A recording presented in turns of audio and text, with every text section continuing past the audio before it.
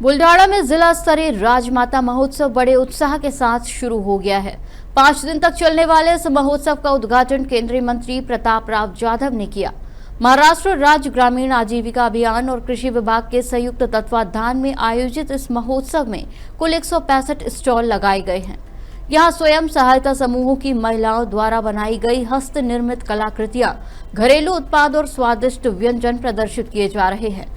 प्रशासन ने नागरिकों से अपील की है कि वो महोत्सव में आए, महिलाओं के उत्पाद खरीदे और उनकी आर्थिक प्रगति में सहभागी बने। इस कार्यक्रम में पहले दिन ही भारी भीड़ देखने को मिली, जिससे जिले में स्वयं सहायता समूह आंदोलन में नई ऊर्जा का संचार हुआ है।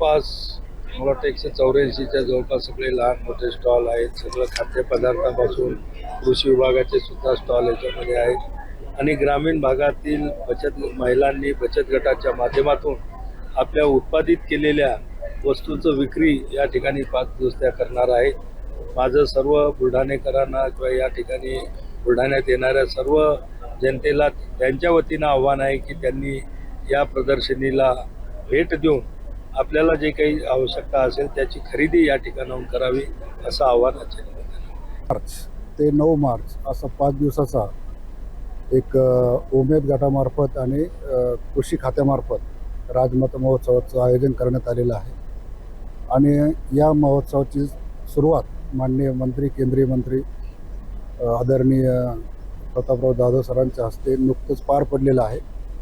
एवढंच नव्हे तर त्या सर्व स्टॉलला देखील त्यांनी भेटी देण्याचा प्रयत्न केलेला आहे।